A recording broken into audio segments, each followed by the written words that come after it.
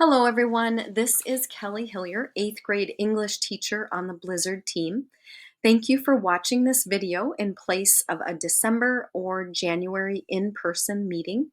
Please watch the video with your 8th grade child all the way through so that both of you are informed about what happens next in the DC, New York trip planning process.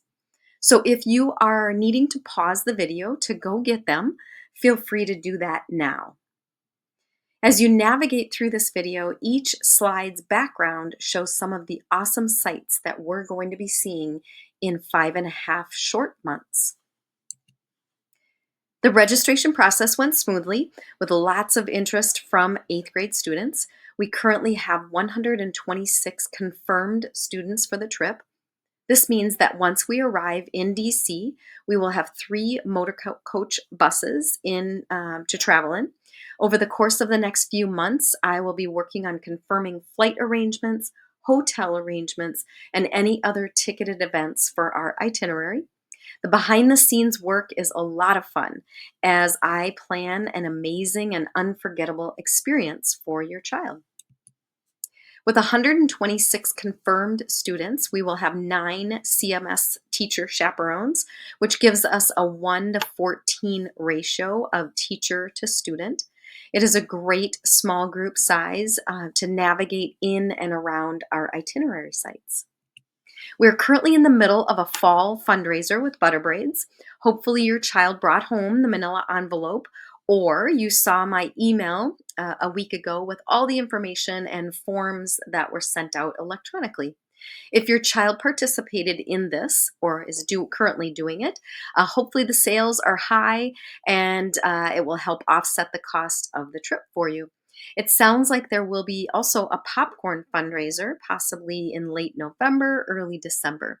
We could also do a spring fundraiser as well if a parent or two is willing to run it. Remember, participation in fundraisers is always optional. Communication is key prior to and while we are on the trip. I have a couple platforms to communicate with parents, obviously by mass email, and that's what you've been receiving up until this point. And I also have what's called the Remind Text group, which I'll talk about next. To communicate with students, announcements and handouts will be given in school, and they will also be on the Remind Text group as well. If you need or want to get a hold of me, my email is on the screen right now, and I do check my school email frequently each day. The Remind Text app is a great communication platform that we use for parents and students. It's very, very safe, user-friendly, and convenient. Phone numbers stay private, and standard data rates apply. Parents will want to join the parent text group just in case there are any flight delays flying in and out or back to Minneapolis. And then students will want to join the student text group so we can communicate with students while we're on the trip.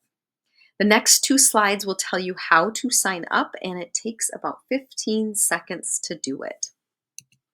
This first slide right here is for parents.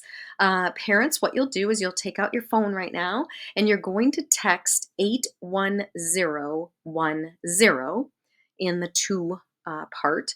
And then where you would send the text message, you're going to do the following code at 7ED49H4.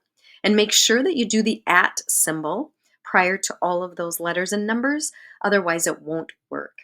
Text messages from me will come in to your text message area on your phone. And if you want to get the Remind Text app, you certainly can, but it is not required in order to participate in this. If I text something out to the entire group and you want to ask me a question back, you certainly can do that, and I am the only one that sees that. It doesn't go to the large group, which is kind of nice. Once you hit send to join this text group, it will most likely ask for your name. So if you could just type in your first and last name and then hit send again. If you want to pause the video right now to sign up, because it takes literally 15-20 seconds to do it, you certainly can do that. Once I receive the notification that you've asked to be a part of this group, I'll go ahead and um, approve your inclusion into that group, and then you'll receive a text message back saying that you are in the group. Students will do the same process, but with a different code. So they're going to type in 81010, right where they would send a text message, and their code is going to be at KBGK64. Be sure to do the at symbol, students, and if you want to pause the video right now to sign up, you certainly can. If for some reason you get a message back that says something like no such code or no such class is no such group is found, you probably typed the code in wrong. It isn't really necessarily, you don't have to necessarily look at case sensitivity, but if you just do it exactly like what's on the screen, you'll be good to go. At our May meeting, the small group chaperone that your student has will create a group text for just their small group. So they'll have access to their small group chaperone at any time with their phone. Now, your child has been given a manila envelope, and hopefully they've brought that home to you, and you're watching this video with that packet. That would be ideal. And the envelope contains 2 packets. And the first packet is basically what you see on the screen here. Packet number 1, it has an introductory letter, it has a CMS confirmed roster, frequently asked questions from parents with answers, frequently asked questions from students with answers, a suggested packing list when they start to pack their bag, and the details about the Arlington Wreath Laying Essay Contest. Now, packet number 1 is for students and families to keep at home. So you can read it at your leisure, you can go through all the information and keep that with you. Packet number 2 consists of 5 forms that actually need to be returned to me by Friday, December 13th. Because some of the forms have confidential information on it, please have your child return the forms in that manila envelope that was provided to them.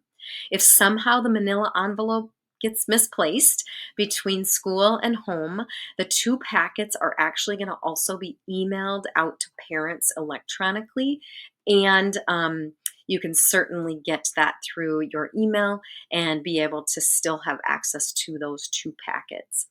What I would like to do now is just highlight some of the key points within those packets. All right, so packet number 1, if you could just grab that while we're talking about this. Page 1 is just simply a cover letter. You can read through this on your own time. The 2 biggest things that I really want to point out here is that the due date for all the forms, as I mentioned, is Friday, December 13th. It really is imperative that the forms are returned by the deadline so that you don't hold up the next steps in the planning process for me. Secondly, mark your calendars for Tuesday, May 27th. All students, traveling students, and at least one parent must attend this mandatory meeting to give them all of the trip information. So they're going to get their small group, their t-shirts, their backpacks, their airline flight information, and their bus information. They're going to get boarding procedures for the airport. So they're going to want to be there to make sure they hear all of that information. Now, we're still in packet 1. Page 2 shows a confirmed roster of all the students that are going to be traveling. And keep in mind that this is as of November 4th. So we might have had some changes between now and then. And if we did, I would have gone ahead and emailed everybody with those changes if anybody canceled from the trip. So it's important that your student looks at this list when they start to request their roommates.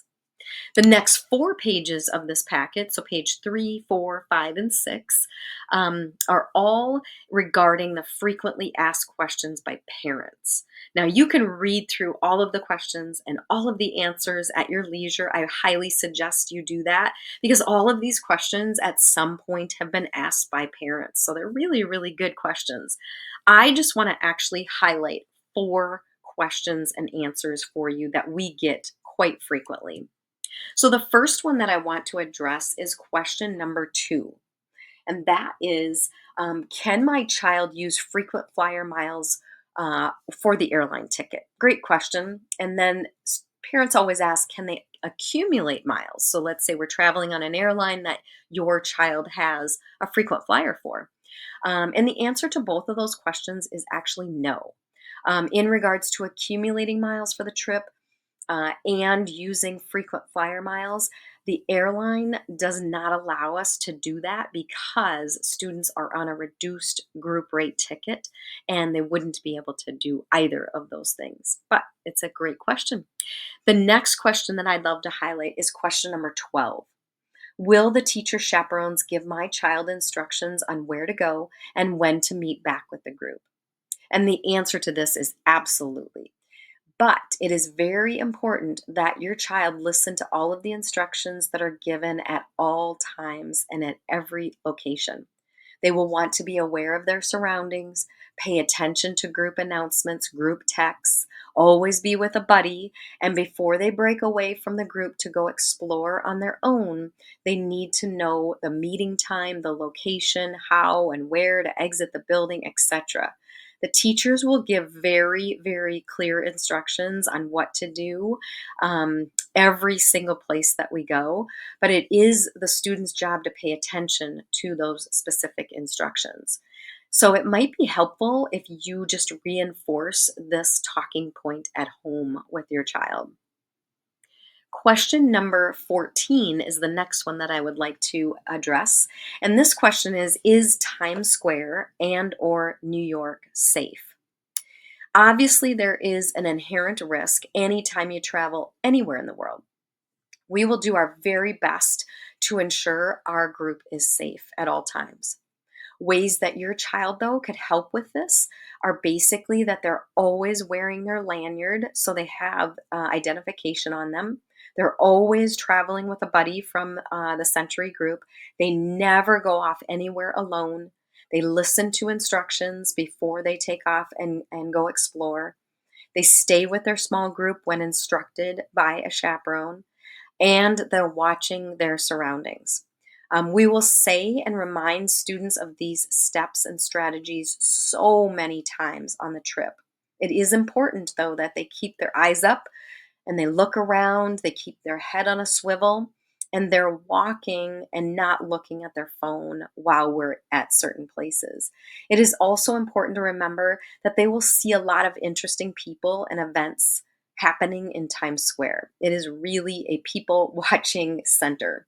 It's not advised for them to take pictures of people dressed up in character or people who are performing in front of a small or a large group. People that are doing this really want money for their talent and oftentimes will want your child to pay for the photo that they're taking of them. Students will be instructed to not engage, talk, take out flyers, handouts from strangers on the street. When they buy souvenirs, they're going to buy items in a store and never from street vendors. We have specific souvenir stores that are very student friendly and have lots of really cool items. We will have 2 New York guides with our group to help us navigate the sites we are going to see. And we'll be using the New York subway on the last morning of our trip to go to and from the Statue of Liberty. We will be on the subway only for a short time at 9 a.m., pretty much after rush hour traffic going to work. And students will be given clear and specific directions on how we board the subway. In fact, we always practice the night before in the hotel, and it will be required that they are with their small group chaperone and the New York guide at all times when we are in New York on the subway. It may be helpful to reinforce these talking points at home with your child, and we also do this several times on the trip. And the last question that I wanted to address is number 15. Does the trip have any political message or agenda? Which is also a really good question. And the answer to that is no. While we are in the heart of the nation's capital, and students will be immersed in learning and seeing various monuments and sites, there is no political agenda from the chaperone staff, from bus drivers, or local guides. Travel, no matter what city in the world your child goes to, really allows students to learn, observe, experience, grow, and form their own opinion about different ways of life. The monuments, the sites, and the buildings we will see provide a very rich history of our past, good and bad, and generally very cool, interesting facts about the construction and the engineering and the design of these structures will be told to the students. The cost and why it was built, what it's made of, and when it was built will be shared with the students along with the purpose of the various monuments and memorials. Students find these facts and figures very fascinating, almost like a trivia game. The next 7 pages of this packet are actually frequently asked questions by students with answers. Be sure that your child reads through all of these. They're very, very important. And at some point along the line, there has been a student that has asked one of these questions. And so we want to make sure that they feel comfortable with all the answers. It's very important for them to be in the know about how the trip goes rather than going into it unknowingly. All of the questions and answers are given here, and they're going to definitely want to read through that. There are just a few that I would like to highlight, 7 of them, to just make sure that they're aware of these, and then they can read the other ones on their own time. The first one I want to do is question number 1. Do I have to hang out with only the students in my small group and only the students on my bus for the entire trip? And this is a really good question because we know as parents that the main thing that students are concerned with is social time and connection. And the answer to this is you will be with your bus group for transportation.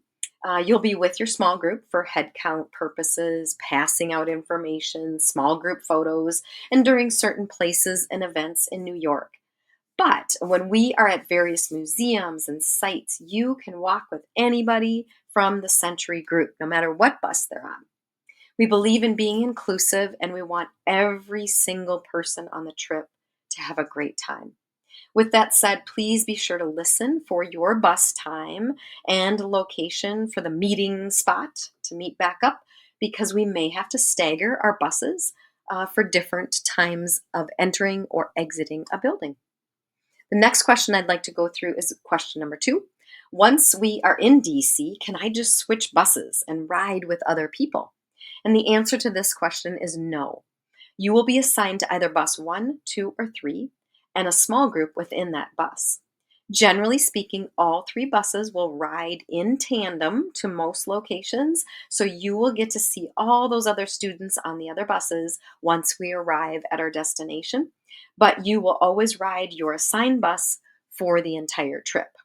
Each student will be assigned a number on the bus, and we take attendance on all 3 buses frequently every day to ensure that all students are there. The next question I want to go through is number 15, and that is, will I be able to meet up with some other Century kids in the hotel at night and walk around the hotel lobby, sit in the lobby and chat, or go to the pool area? And the answer to this is no. We will truly be at the hotel just to sleep. We get up very early, we stay out all day, and we come back very late. When we get back to the hotel, we go into a conference room and we have a large group meeting to kind of go over the day as well as what's expected for tomorrow or the next day. And then after that, we all head to our hotel rooms because we are exhausted and it's time to get some sleep so that we are fully rested for the next day of touring. The next question I want to go through is number 19. Will our entire CMS group all be on the same flight on the outbound and the return? And this is a great question too. We try to have everybody on the same flight, but Sometimes it's rare to get that many seats on one airplane. Now, last year we did have everybody on the same flight, super fun. This year we have 126 students, so it's most likely going to be two separate flights.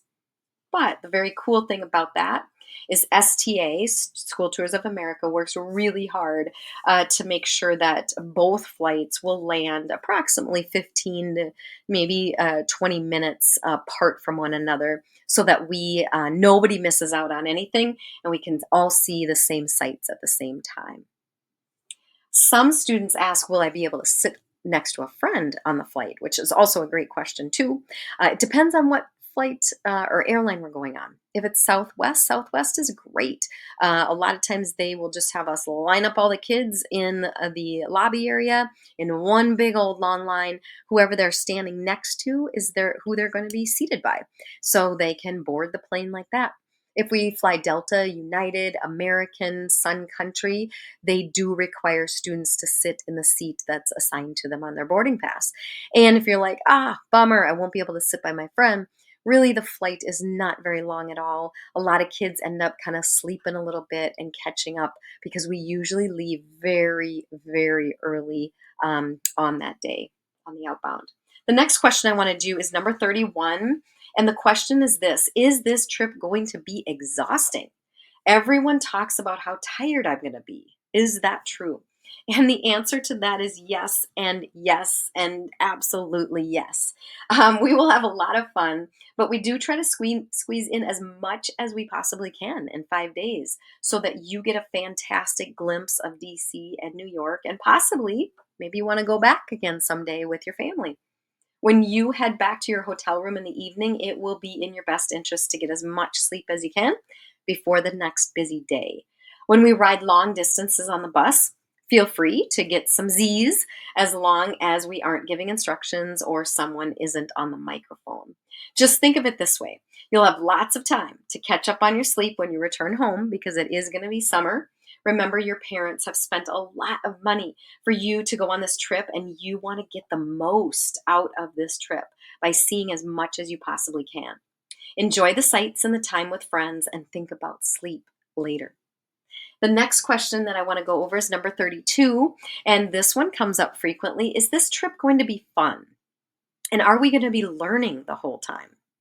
And the question is absolutely yes, yes, yes. It's going to be fun and you're going to be learning. This is an awesome experience and so much fun to travel with friends and teachers that you've worked with throughout the year. You'll be learning a lot of fun, interesting things around our nation's capital and the Big Apple. You'll talk about this trip and memories for years to come. The main thing to remember with group travel is that you will love most things on the trip. But there are also going to be maybe just a few things that you won't care for, and that's okay. So, flexibility along with a positive perspective is really key. There will be a lot of people around you that know a ton about these various places. So, we want you to be just immersed in it and learn all of the facts and the stories that they're telling you. Be grateful for such incredibly knowledgeable people because we get to learn from them. And not everybody gets to go on this trip. So thank your parents for this great opportunity that they're letting you have. And the last question that comes up quite frequently is number 35. Can I bring my gaming console for the hotel room? And this is an easy answer. It's not suggested to do that at all. So, no, it's not recommended because we are constantly on the move, you guys. When we get back to the hotel, you're going to be exhausted, and generally, we don't have time or energy to do any gaming with that. The other thing is, those gaming consoles are very expensive, and we would hate to have you leave a controller or a game or something back at the hotel when we're driving to New York, which is a bummer. And it actually, I will tell you, it's happened in the past, and students have been very, very sad because we can't drive all the way back from New York to DC to get it.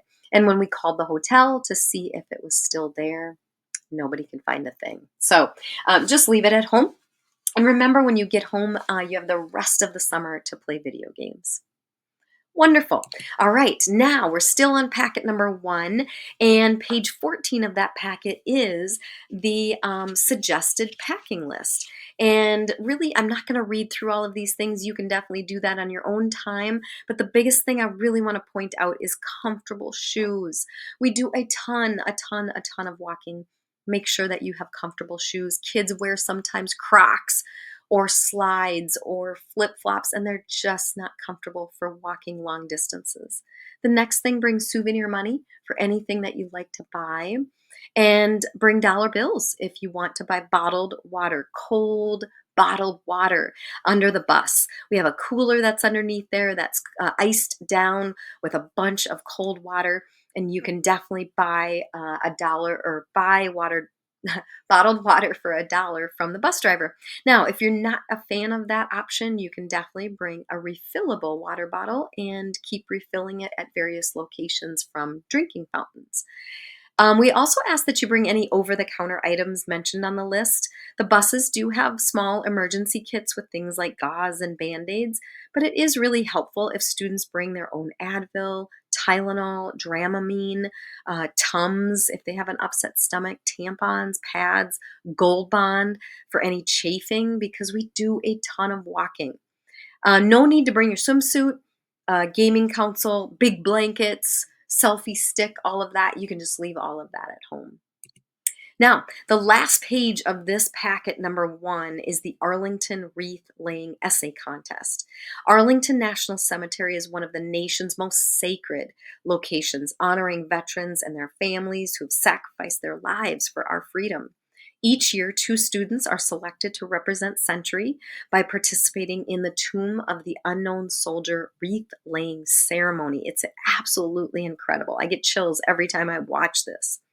The many soldiers who've given their lives is a great way to honor these people. And we have a wreath that has a ribbon with the embossed name of Century Middle School on it that's laid on the tomb of the unknown soldier. So, if students are interested in throwing their name in the hat, what they'll do is complete a very short essay, which is 400 to 500 words. So, students, it's just basically a paragraph answering the following question. And the question is, what is the significance of designing, constructing, and visiting monuments of people and events from our nation's history? So maybe you have something to say about that. The essay should be typed and handed in to me, Mrs. Hillier, or Mrs. Goldberg on the Hurricane team by Friday, March 14th. So you have lots of time. Essays are blind copied then, so that's copied without the student's name on it, and they're read by a panel of CMS teachers that are not chaperones on the trip. 2 students are selected based on the quality and the thought of their essay, and winners are announced at our May meeting when we have the parents and the students all in the cafeteria. This is a tremendous honor and really a once in a lifetime experience.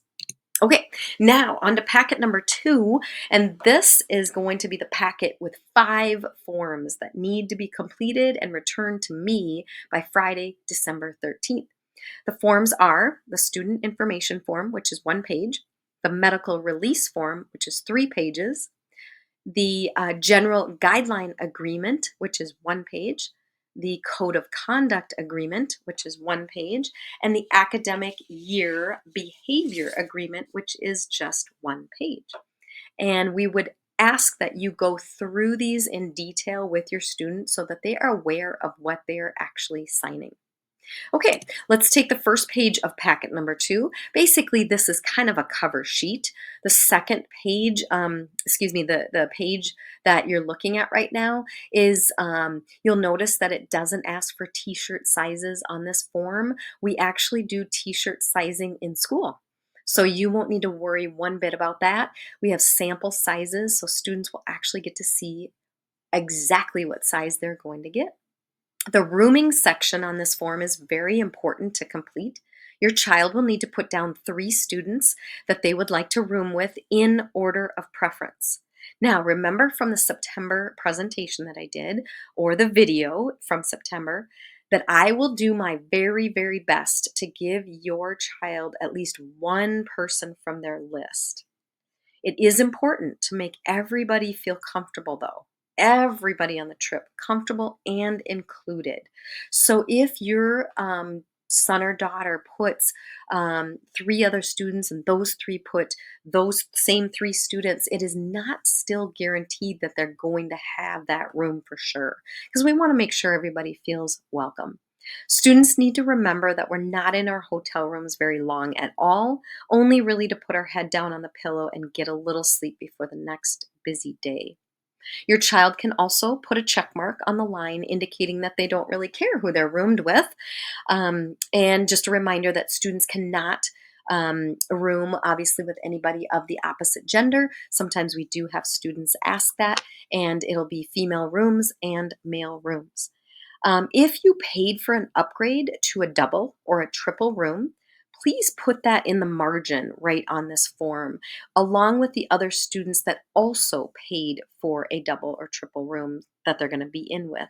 Now, if you remember from the fall presentation, the window allowing you to upgrade rooms to a double or a triple was between October 12th and November 1st. So that option is now closed if your child brings this up. Be sure that your child looks at the CMS confirmed roster in packet number 1, because we have had actually a few students cancel from the trip. And we want to make sure that they are seeing all of the names as possibilities.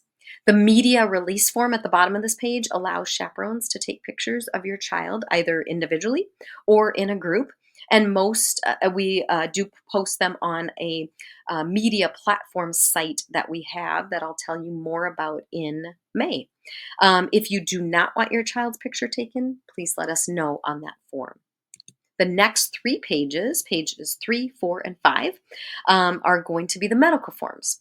And these forms are probably the most important for the chaperone staff so that we can properly take care of your child on this trip. While we appreciate students wanting to help parents fill out these forms, we do ask that the parent fills out the medical form because we want it to be accurate. We want it to be legible, and we want it to be very complete because they might not know all of the information. It's very important to be honest and very thorough on this medical form, even if you don't think the medical information is relevant. You're thinking, well, it happened a couple of years ago. I'm not sure if they really need to know this. Or it's only happened a couple of times, but we do definitely want to still know that information, even if nothing ever happens from it. It's helpful to have the full picture of the student to make sure that we can take care of them the best that we can. Think about it this way: the more information we have, the better. A few key things is it's very important to let us know if your child takes daily medication, how much, the name of it, and if you want a chaperone to administer the medication every day, or if you want your child to do it on their own. It is important for us to know food sensitivity and allergies. The questionnaire is pretty self explanatory, and the last section of the third page is just reconfirming that you know how COVID works prior to the trip. So just keep all of that in mind, and please fill out those forms accurately. Now, the next page is our general guidelines form for the trip and the hotel. This is one page. Please take time to read through all of the I understand statements with your child so they actually know what they're initialing. Um, I'm a strong believer that agreements prevent disagreements. So we want to make sure students actually read what it is that they are signing. It kind of gives them practice knowing what a contract really looks like, rather than signing just something blindly. All right, the next page is going to be our Code of Conduct Agreement, and that page is also one page. And the form is also very important and has actually evolved over the years as some of these things have actually happened on our trips. And we want to make sure that everyone knows our expectations and our consequences.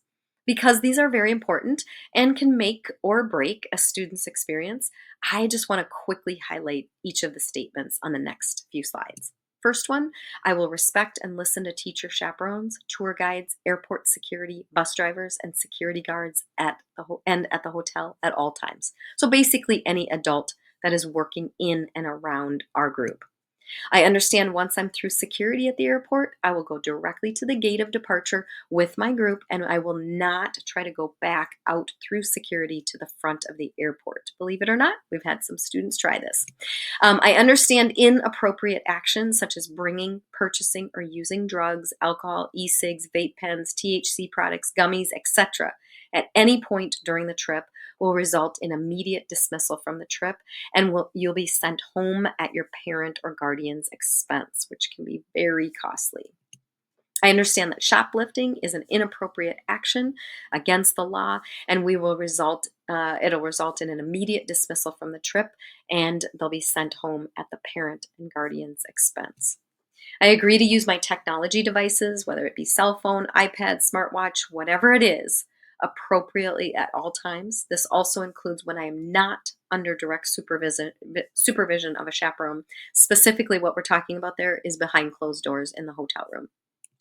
Next one, for the duration of the trip, so right from drop off June 15th, from pickup and to pickup on June 19th, I understand that I am not allowed to take and or post inappropriate or disrespectful pictures of myself, friends, or strangers, and post them on Facebook, Instagram, Snapchat, Twitter, TikTok, any sort of platform during the entire trip. This includes at museums, memorial sites, on the bus, in the hotel room, etc. Chaperones do have the right to confiscate and hold on to those devices for the remainder of the trip if this actually occurs. Depending on the severity of what pictures they are taking and doing, immediate dismissal from the trip could occur. Now, do we want students to take pictures of the sites and all of what they're seeing? Absolutely. This is just more for inappropriate pictures. The next one, I understand that I will not be on my cell phone talking or texting or playing games while I'm crossing busy streets or intersections in DC and New York, getting on and off the bus, on and off the subway, walking along areas that have sights to see and observe while chaperones or tour guides or bus drivers are talking on the microphone and directions are being given. So their focus should be on immersing themselves in this particular trip and not on their phones. Students, you have so much time to be on your phone and texting and doing all that other stuff when you get home the rest of the summer. Now, the next page is a one-page document called our Academic Year Behavior Agreement. And this is the last form. Even though the trip isn't until June, it's really important for students to make positive and safe choices for the whole school year leading up to the trip. While we don't expect students to be perfect, we do want students to avoid risky, dangerous, or unkind acts or decisions that impact themselves at school or others prior to and while on the trip. And this is inside and outside of school. We find that if students are really unable to do that in a school setting, in a place that they're familiar with, and they've been in that school for 9 months, they probably won't be able to make good choices in a travel setting either, where the stakes could potentially be way higher. Again, safety for our entire group is first and foremost. We have amazing students at Century, and 99.9% of the time, students are doing exactly what they should be doing, and we appreciate their great behavior and their excitement to make the trip fun for everybody. All right, now the next couple slides are just going to show you some quick sites or sites that we're actually going to see when we're in DC and New York. And you can tell on these slides we are going to see a ton.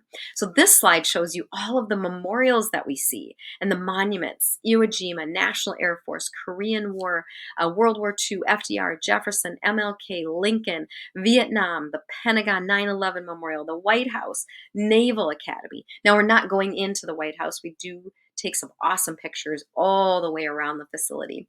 And the Naval Academy in Annapolis. Then we go to the Capitol, and we get to go into the Capitol and tour that.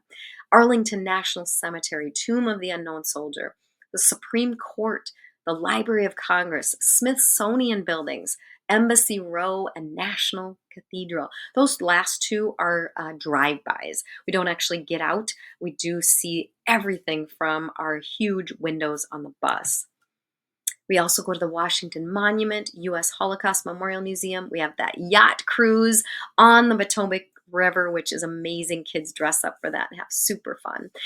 Major League Baseball game. It's either going to be the Nationals. I know it says that on the screen, but Nationals or Orioles, who's ever in town.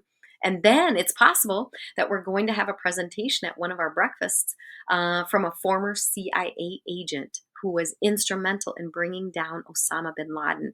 He has spoken to our group in the past 3 or 4 times. His niece and nephew actually attended Century a while back. They're former students, and he always is so awesome to be able to speak to our group, and kids are fascinated by his story. Now, here are tentative sites for New York: Statue of Liberty, Fifth Avenue, Broadway Play, One World Observatory, Times Square, St. Paul's Cathedral, Hamilton's gravesite, Central Park, 9/11 Memorial Museum, Rockefeller Center, Wall Street, and there's so much more.